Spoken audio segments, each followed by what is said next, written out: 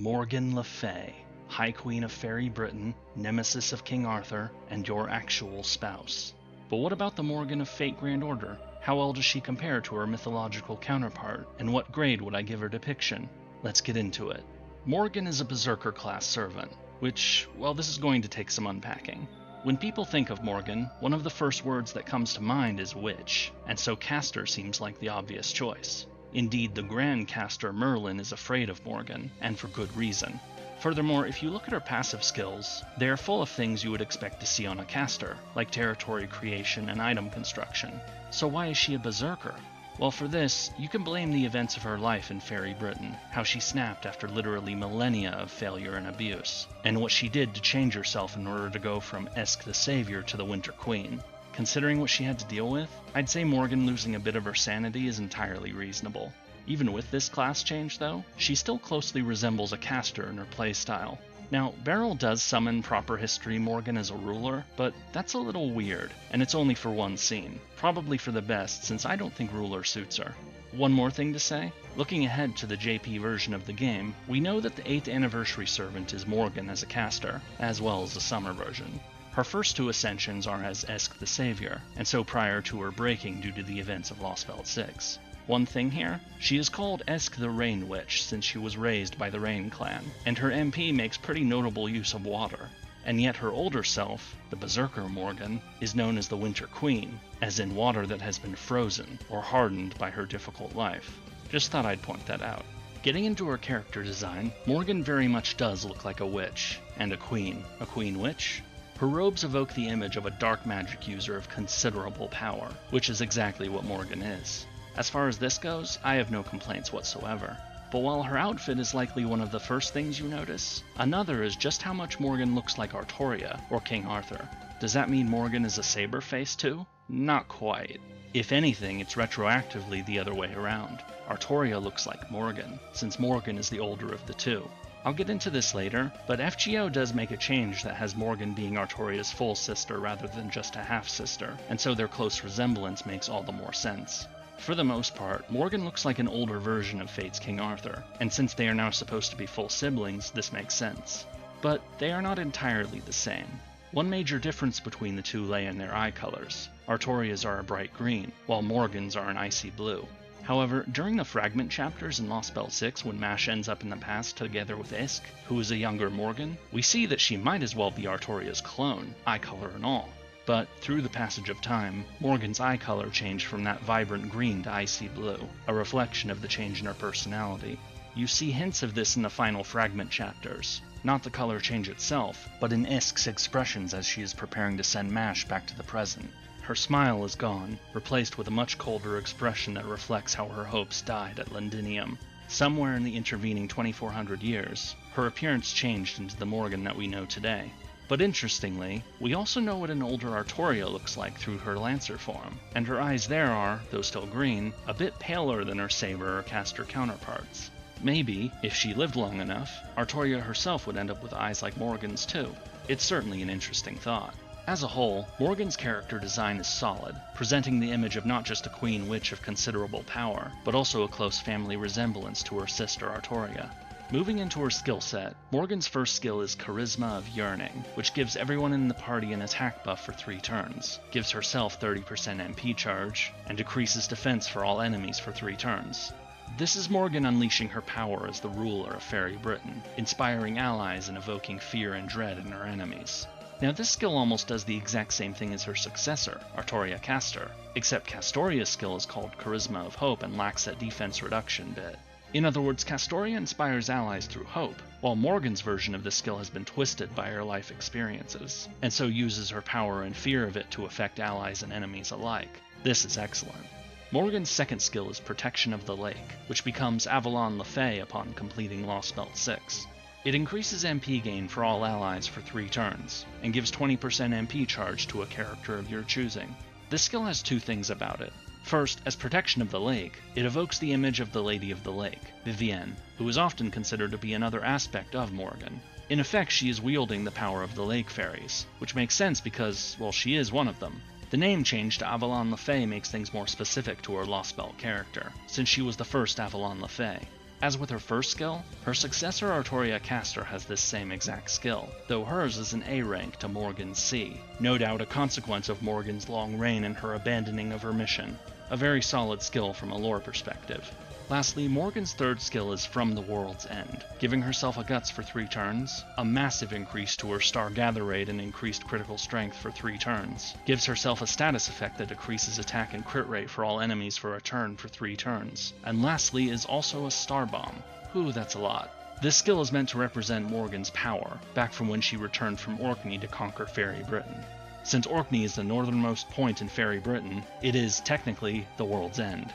This is Morgan unleashing a torrent of curses upon those who oppose her, while also increasing her own power further, something akin to a winter storm, part of why she is called the Queen of Winter.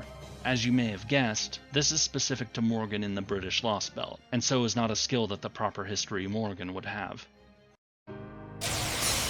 そう、いいでしょう。私の足元で許しを乞いなさい。聖剣なぞこの程度。落ちよ。 Morgan Le Fay's noble phantasm is Roadless Camelot, where she sits upon her throne, drops multiple spears down to form a path, then blows up all enemies at the end of it. This MP does extra damage against Round Table or Fey enemies, does extra damage against all human trait enemies depending upon overcharge, applies a curse to all enemies for 5 turns, and adds 1 level of overcharge to all allies 1 time for 3 turns. This MP is very symbolic, with it being about Morgan's desire to rule Camelot in proper history.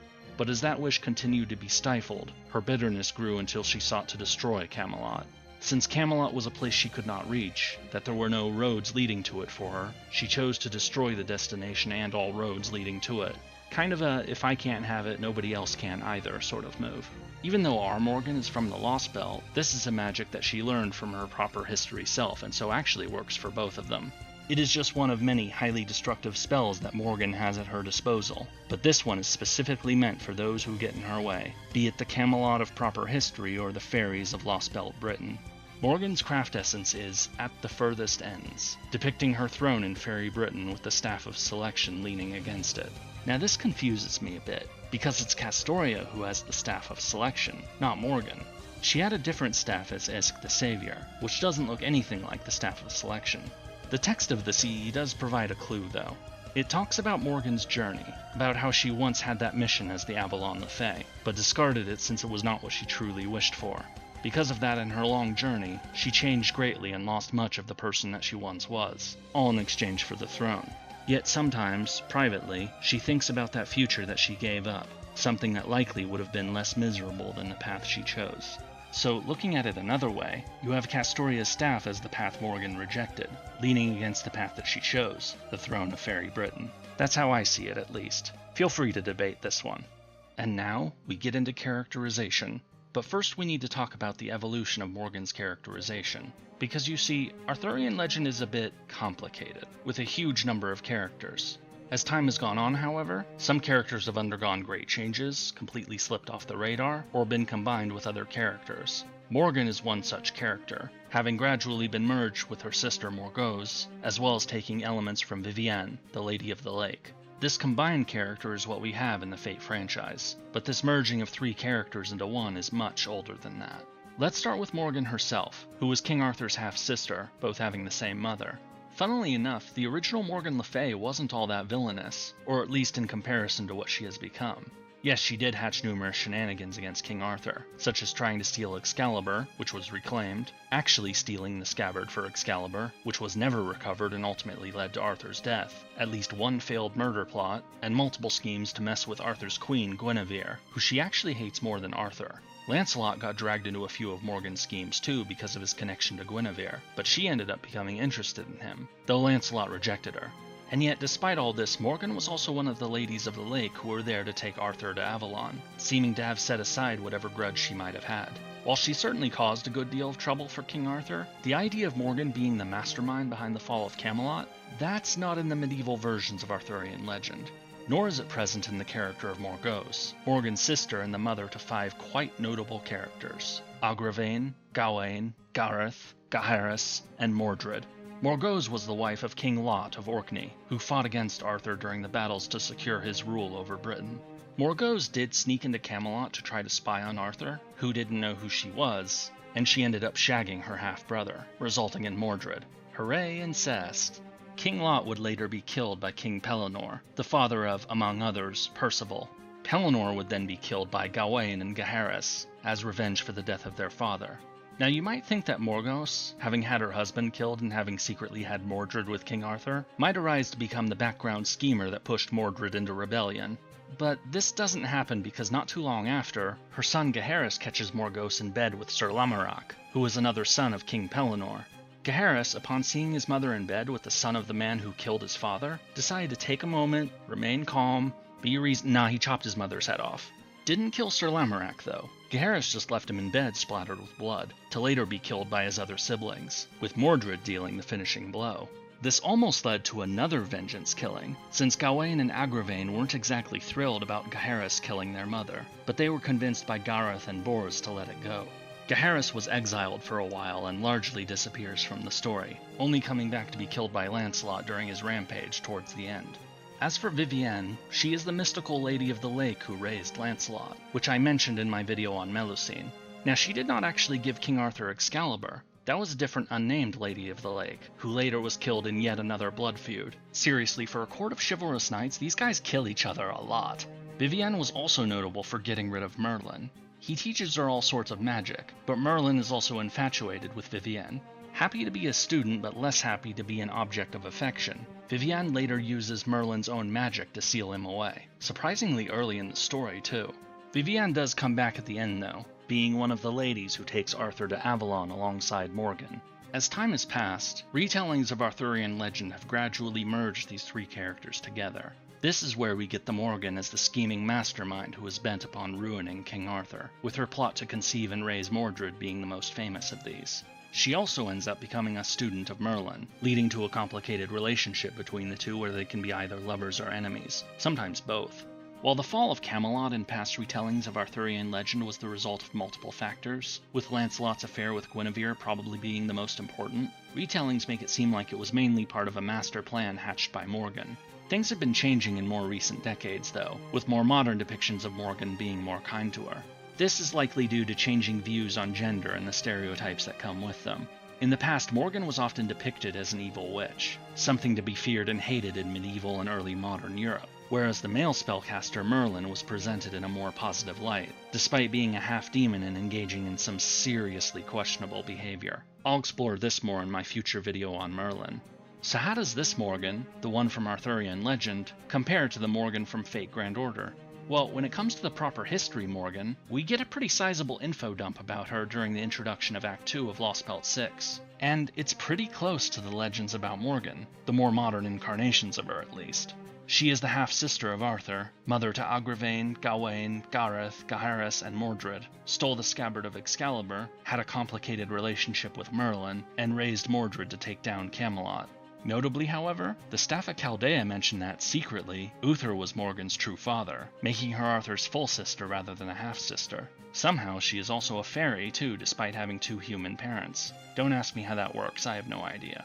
Making Morgan Uther's daughter does make her more sympathetic, since it means that she really should have been his heir rather than Arthur, especially in the Fate franchise when both Morgan and Artoria are female, and it was the injustice of being passed over which twisted her to evil deeds.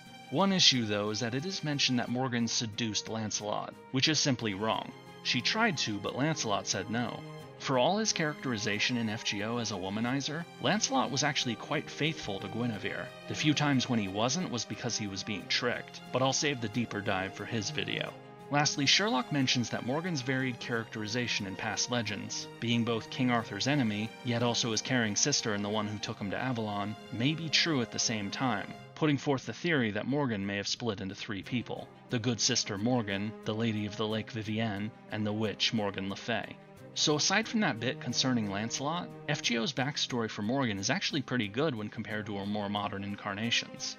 But, as we know, the servant Morgan isn't proper history Morgan, it's Lostbelt Morgan.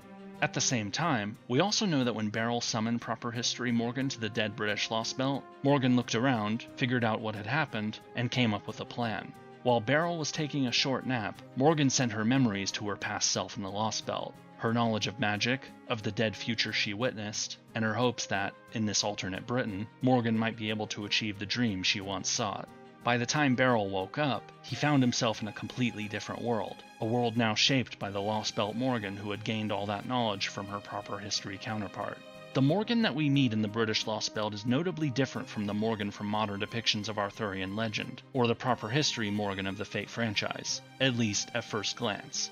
The Morgan of Arthurian legend is described as ambitious, seductive, ruthless, and more than a little malicious.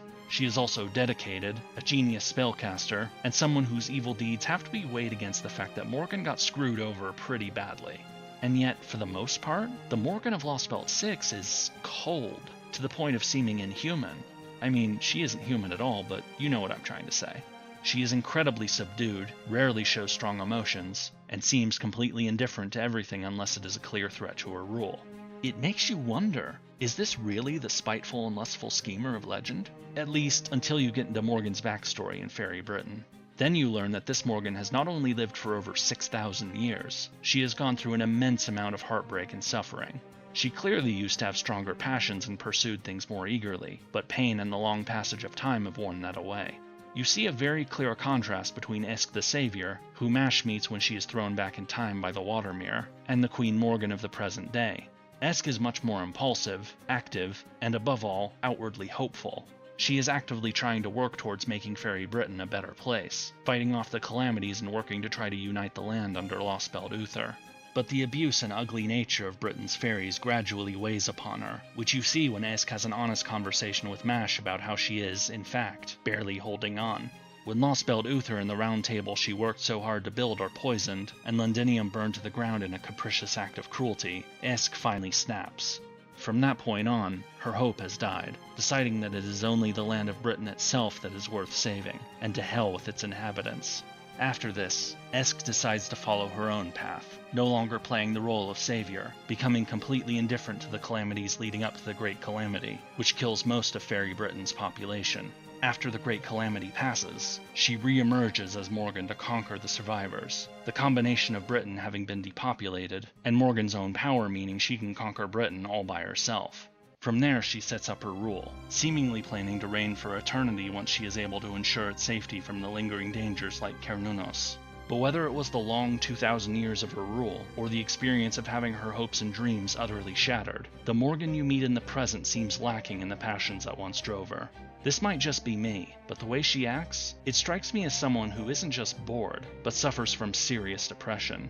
Sure, she might have her kingdom, and Britain will remain safe so long as she lives, but this isn't really the future she wanted. This makes a lot of sense to me. I certainly haven't lived for anything close to 6,000 years, not yet anyway, but I've already seen how things that used to excite and inspire me barely interest me anymore. Yet despite all this, there are moments when Morgan's old fire emerges. The Morgan from Arthurian legend was known for being very seductive, engaging in numerous affairs. But this is not something we really see in FGO, unless you count that stuff about Morgan making the player her spouse upon being summoned. She does have ambitions and goals to focus on, such as her long-term plan to deal with Cernunnos to gather colossal amounts of magical energy, then preparing all of those Rongominiads for the day when that dead god would emerge from the Great Pit. But that is a long-term goal, not something she really has to give constant attention. But when it comes to malice, Morgan absolutely does demonstrate her capacity for violence. When Artoria Castor rings the first bell, and so declares herself in opposition to her rule, Morgan orders her armies to mobilize. This part is not strange. It is natural for a ruler to attack someone who has effectively declared themselves a rebel. But then she orders Barghest and Melusine to torch the Welsh forest rather than join the army marching on Londinium. There is no threat from the Welsh forest. It is a realm where fairies live that Morgan finds distasteful due to her insect phobia. No, she ordered that to strike at Oberon, Morgan's hated enemy who was always lurking in the shadows, working against her rule. There was no reason to do this other than spite, and it ended up backfiring since it was the catalyst for Barghest's eventual defection. If it was up to me, I'd have sent Beryl and Bavanshi to torch the Welsh forest. After all, if you are going to order someone to do something evil, have it be someone who actually likes doing evil, and not the person who tries to be a good knight. From here on, Morgan is largely passive up until the battle for Camelot, after all 6 bells have been rung and her enemies have joined forces to march upon her capital. She summons all of her knights to Camelot, not because she needs them, but because she just wants to see who is still loyal. For the ones who don't answer, Morgan kills all of them in a single night. It is only after the defection of Barghest and Melusine's desertion, her forces seeming to be on the brink of defeat, that Morgan decides to enter the fray herself. When she does, Morgan proves that her reputation from Arthurian Legend as a ruthless, vicious, and extremely powerful spellcaster is, if anything, downplaying the threat she poses. Using her ability to create multiple copies of herself, she unleashes a storm of fire upon the armies invading Camelot, making it clear that she intends to leave no survivors, and is willing to burn her own capital to the ground to do it. So far on all the content released on NA, Morgan is the only enemy who has utterly defeated Chaldea in battle. Had it not been for Aurora and Spriggan's plot, Chaldea, Artoria Castor, the Round Table, and Northern armies, all of them would have been killed. Morgan's final moments are some of the toughest scenes to watch in all of FGO, especially in hindsight. Everything she worked for, everything she built, everything that she suffered, it all amounted to nothing. Not because she was overcome by some great foe like Chaldea or Cernunnos, but because of the capricious evil of her vassals and supposed allies. Woodwose, one of her greatest champions, is easily manipulated by Aurora into believing Morgan sent him and the Fang clan to die at Londinium. The fact that Beryl and Viviane, Morgan's master and daughter respectively, appeared after his defeat to give him fatal wounds only made that lie seem more convincing, though Viviane probably had no idea what she was doing. I'll say more when it's time for her video. With Woodwose badly wounding Morgan, then with Aurora's proclamation and Spriggan bringing out Viviane as a hostage, Morgan found herself at the mercy of her own court, once again becoming a victim of British fairies that are all too ready to engage in violence without any thought to the consequences. All the dangers that Morgan did her best to contain or hold back spilled forth after her death, and the murder of Tokhtarib shortly afterwards guaranteed that when Chaldea finally escaped Faerie Britain, not a single inhabitant was left alive. Unlike all of the previous Lostbelts, the British Lostbelt did not fall because its tree was felled and it faded into non-existence. It fell because the vicious whims of its inhabitants, once no longer shackled by Morgan's rule, led to them engaging in what amounted to self-inflicted genocide. Now, while Morgan's story in the British Lostbelt may be over, her story in Fate Grand Order is not. We have yet to see any of this on NA, but my understanding is that Morgan is going to become a notable participant in many future events, such as the Sea Monster Crisis, Chaldea Fairy Night Cup, or I guess Chaldea Tamlin Cup, and Summer 8 when the rest of the Lostbelt 6 cast gets to go to Hawaii. Now, I don't know exactly what happens during these future events, but my understanding is that, now as a servant of Chaldea and no longer shackled to Faerie Britain, Morgan gradually starts to recover from her millennia-long depression. Does this mean we will see Morgan act less like a subdued and weary ruler, but more like how she is portrayed in Arthurian Legend? Only time will tell, I suppose. Looking at Morgan's FGO profile, it is explicitly stated that her long and tragic life has led to her losing interest in much of what she used to pursue. But it also says that if things were to change, then her old self might re-emerge. We did get bits of this during Lostbelt 6, signs that the Morgan of old was still there, but perhaps we will be able to see even more of that in the future. And now for the verdict. What grade would I give Morgan Le Fay's depiction in Fate Grand Order? Well, it's pretty good. Her character design and skill set are excellent, with almost all of it working for both Proper History and Lostbelt Morgan. As for characterization, what we are told of Proper History Morgan is very close to modern interpretations of Arthurian Legend, though some small changes have been made. But even when it comes to her Lostbelt self, while she is certainly a different character with very different life experiences, she does have the memories of her Proper History self. Her personality has been beaten down and subdued by millennia of tragedy in her rule of Faerie Britain, and yet there are still glimpses of the old Morgan, of the ruthless and extremely powerful witch that terrified her foes, even the Grand Caster Merlin. I don't know what we will see of Morgan in future FGO events, but there are hints that, now free of Faerie Britain, we might get to see something more of the person she used to be, the Morgan of Arthurian Legend. And so for a final grade, I am going to give Morgan Le Fay, High Queen of Faerie Britain, a B. The story of Proper History Morgan as it's described in-game, and how close that is to more modern takes on Arthurian Legend give her a solid foundation. But even if our Morgan is a Lostbelt servant, it still is a pretty decent depiction of a Morgan who has traces of her true self, but which have been worn down by tragedy and an extremely long life. Perhaps I'm being too kind to Morgan, but if I am, then it is likely because her story in Lostbelt 6 is, in my opinion, the most tragic one. At least now in Chaldea, she has a chance to escape that misery and, maybe, recover someday. Morgan is certainly welcome in my Chaldea. If you would like to learn more about Morgan's right-hand woman, check out my video on Barghest here. Until next time.